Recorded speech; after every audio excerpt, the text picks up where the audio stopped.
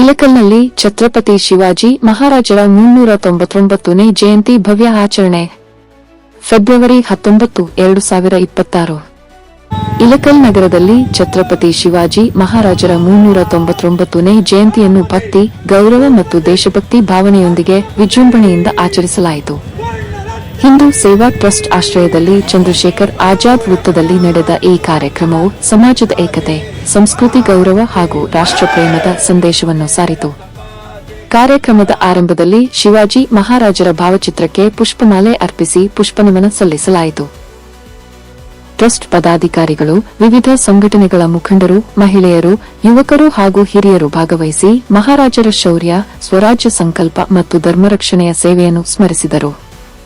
ಪುಷ್ಪನಮನದ ಬಳಿಕ ಯುವ ಮುಖಂಡರು ಹಾಗೂ ಹಿಂದೂ ಸಮಾಜದ ಕಾರ್ಯಕರ್ತರು ಭವ್ಯ ಬೈಕ್ ರ್ಯಾಲಿಗೆ ಚಾಲನೆ ನೀಡಿದರು. ನಂತರ ನೂರಾರು ಯುವಕರು ಭಾಗವಹಿಸಿದ ಭವ್ಯ ಬೈಕ್ ರ್ಯಾಲಿ ನಗರದ ಪ್ರಮುಖ ಬೀದಿಗಳಲ್ಲಿ ಸಂಚರಿಸಿತು. ಕೇಸರಿ ಧ್ವಜಗಳಿಂದ ಅಲಂಕರಿಸಿದ ಬೈಕ್ಗಳೊಂದಿಗೆ ದೇಶಭಕ್ತಿ ಘೋಷಣೆಗಳು ಮೊಳಗಿದವು. ಶಿಸ್ತಿನೊಂದಿಗೆ ನಡೆದ ಈ ಮೆರವಣಿಗೆ ಸಮಾಜದ ಸಂಘಟಿತ ಶಕ್ತಿಯನ್ನು ತೋರಿಸಿತು. ಬೈಕ್ ರ್ಯಾಲಿ ಮರಳಿ ಚಂದ್ರಶೇಖರ್ ಆಜಾದ್ ಸರ್ಕಲ್ ತಲುಪಿದ ಬಳಿಕ ಕಾರ್ಯಕ್ರಮ ಮುಂದುವರಿಯಿತು. ಈ ವೇಳೆ ಯುವ ಮುಖಂಡ ಪ್ರದೀಪ್ ಅಂಬ್ರಣ್ಣ ಮಾತನಾಡಿ, ಶಿವಾಜಿ ಮಹಾರಾಜರು ಕೇವಲ ಶೂರ ಯೋಧರಷ್ಟೇ ಅಲ್ಲ, ನ್ಯಾಯಪ್ರಿಯ ಆಡಳಿತಗಾರ ಮತ್ತು ಸ್ವರಾಜ್ಯದ ಸ್ಥಾಪಕರಾಗಿದ್ದರು ಎಂದು ಹೇಳಿದರು. ಯುವಜನರು ಅವರ ಆದರ್ಶಗಳನ್ನು ಅನುಸರಿಸಿ ರಾಷ್ಟ್ರಪ್ರೇಮ ಮತ್ತು ಸಾಮಾಜಿಕ ಜವಾಬ್ದಾರಿಯನ್ನು ಬೆಳೆಸಿಕೊಳ್ಳಬೇಕು ಎಂದು ಕರೆ ನೀಡಿದರು. ಮಹಿಳೆಯರು ಮತ್ತು ಯುವಕರ ಉತ್ಸಾಹಭರಿತ ಭಾಗವಹಿಸುವಿಕೆ ಕಾರ್ಯಕ್ರಮಕ್ಕೆ ವಿಶೇಷ ಮೆರುಗು ನೀಡಿತು. ಒಟ್ಟಾರೆ ಇಳಕಲ್ನಲ್ಲಿ ನಡೆದ ಶಿವಾಜಿ ಮಹಾರಾಜರ ಜಯಂತಿ ಆಚರಣೆ ಸಮಾಜದ ಏಕತೆ, ಸಂಸ್ಕೃತಿ ಗೌರವ ಮತ್ತು ದೇಶಭಕ್ತಿಯನ್ನು ಪ್ರತಿಬಿಂಬಿಸಿದ ಭವ್ಯ ಕಾರ್ಯಕ್ರಮವಾಗಿ ನೆರವೇರಿತು.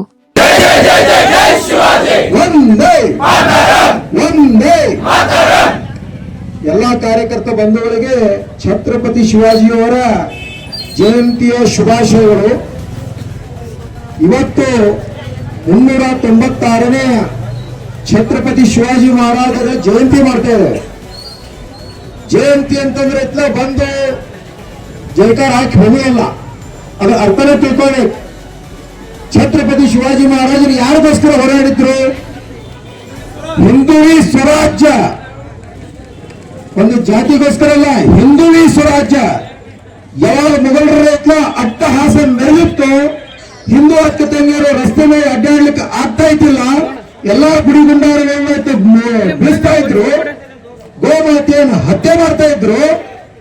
ನಮಗೆ ಸ್ವತಂತ್ರ ಇಲ್ದಂಗೆ ಮೊದಲು 800 ವರ್ಷ ಹಾಳಾಗುತ್ತಿದ್ರಲ್ಲ.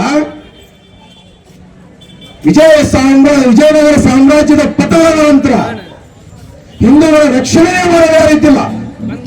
ಅಂತ ಒಂದು ಸಂದರ್ಭದಲ್ಲಿ ಒಬ್ಬ ಪುಟ್ಟ ಬಾಲಕ 16 ವಯಸ್ಸಿನಲ್ಲೇ ಹಿಂದುವಿ ಸ್ವರಾಜ್ಯದ ಕಲ್ಪನೆ ಇಟ್ಟುಕೊಂಡು ಹೋರಾಟಕ್ಕೆ ಬಂದು ಹಳ್ಳಿಗಳಲ್ಲಿ ಮಾವಣಿಗಳನ್ನು ಸಣ್ಣ ಪುಟ್ಟ ಬಡ ಜನರನ್ನ ಸಂಘಟನೆ ಮಾಡಿಕೊಂಡು, ಕಾಡಿನ ಜನರನ್ನು ಸಂಘಟನೆ ಮಾಡಿಕೊಂಡು, ಇಡೀ ಜಗತ್ತಿನೊಳಗೆ ಯಾವ ಯುದ್ಧ ಕಲೆನೂ ಇಲ್ಲ ಅಂತ ಯುದ್ಧ ಕಲೆದಿಂದ ಸಾವಿರಾರು ಕೋಟೆಗಳನ್ನ ಗೆದ್ದು ಔರಂಗಜೇಬನಂತವನ ಮಣ್ಣು ಮುಕ್ಷೆ ಬಿಜಾಪುರ್ ಶಾಹಿ, ಆದಿಲ್ ಶಾಹಿ, ಆ ಶಾಹಿ, ಫರೀದ್ ಶಾಹಿ ಎಲ್ಲರ ಮಣ್ಣು ಮುಕ್ಷೆ ಔರಂಗಜೇಬನ ಹೊಟ್ಟೆ ಹರ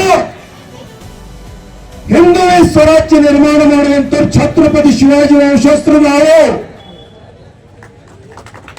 ಆದ್ದರಿಂದ ನಾವು ಛತ್ರಪತಿ ಶಿವಾಜಿ ಜಯಂತಿ ಮಾಡೋದಷ್ಟೇ ಅಲ್ಲ, ವರ್ಷ ಪರ್ಯಂತ ಅವರ ಆದರ್ಶಗಳನ್ನು ಪಾಲನೆ ಮಾಡಬೇಕು.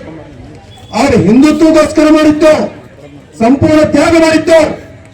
ಅವರ ಮಗ ಸಂಭಾಜಿ ರಾಜೇ ಪಿಕ್ಚರ್ ಅಂತ ನೋಡಿ 46 ದಿವಸ ಚಿತ್ರಹಿಂಸ ಕೊಟ್ರು. ಎದಕ್ ಕೊಟ್ರು ಹೇಳಿ? ಮುಸ್ಲಿಂ ಆಗಿ ಮತಾಂತರ ಆದ್ರೆ ಔರಂಗಜೇಬ್ ಆಯ್ತು, ನಿನ್ಗೆ ಜೀವ ಬರ್ತೇನೆ, ಅವಾಗ ನೀವೆಲ್ಲರೂ ಆರಾಮ್ ಸರಿ ಇರ್ಬೋದು ಅಂತ ಹೇಳಿದ್ರು. ಆದ್ರೆ ಛತ್ರಪತಿ ಶಿವಾಜಿ ಮಹಾರಾಜ್ ಹೇಳಿದ್ರು, ಹಿಂದುವಿ ಸ್ವರಾಜ್ಯ, ದೇಶ ಧರ್ಮ ಸಂಸ್ಕೃತಿಗೋಸ್ಕರ ಜೀವನ ಕೊಡಬೇಕಂತ ಹೇಳಿದ್ರು. ಆ ಆದರ್ಶ ಸಂಭಾಜಿ ಮಹಾರಾಜರಲ್ಲಿ ಚಿತ್ರಹಿಂಸೆ ಕೊಟ್ಟರು, ಉಗುರು ಕಿತ್ತರು, ಚಿತ್ರಹಿಂಸೆ ಮಾಡಿದ್ರು, ಚರ್ಮ ಸುಲಿದ್ರು, ಉಪ್ಪು ಹಾಕಿದ್ರು, ಕಲಿ ಕಿತ್ತರು.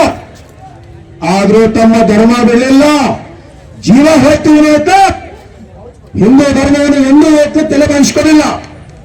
ಆದ್ದರಿಂದ ನಾವು ಹಿಂದೂಗಳು ಯಾರಿಗೂ ತಲೆ ಬಾಗುವ ಅವಶ್ಯಕತೆ ಇಲ್ಲ.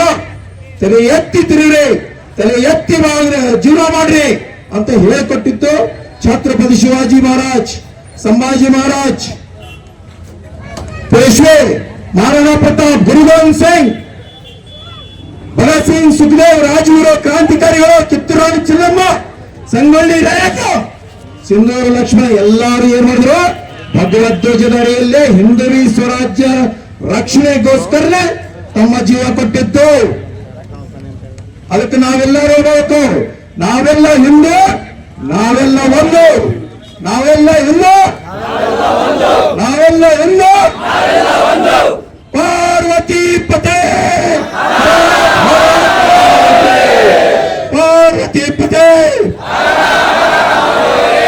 ಜೈ ಶ್ರೀರಾಮ್. ಮುಂದಿನ ತಿಂಗಳು ಈಗ ಬೈಕ್ ರ್ಯಾಲಿ ಅಷ್ಟೇ, ಶೋಭಾಯಾತ್ರೆ ಇವತ್ತೇ ಮಾಡಬಹುದಿತ್ತು. ಆದ್ರೆ ಸ್ಪೀಚ್ ಮಾಡುವಂತವರು ಯಾರು ಸಿಗದೇ ಇದ್ದ ಕಾರಣದಿಂದ ಮುಂದಿನ ತಿಂಗಳ 10ರಿಂದ 15ನೇ ತಾರೀಕುವರೆಗೆ ಘೋಷಣೆ ಮಾಡ್ತೇವೆ. ಆದ್ದರಿಂದ ಅವಾಗೆಲ್ಲ ಭವ್ಯವಾಗಿ ಬರಬೇಕು. ಭಾರತ್ ಮಾತಾ ಕಿ ಜೈ.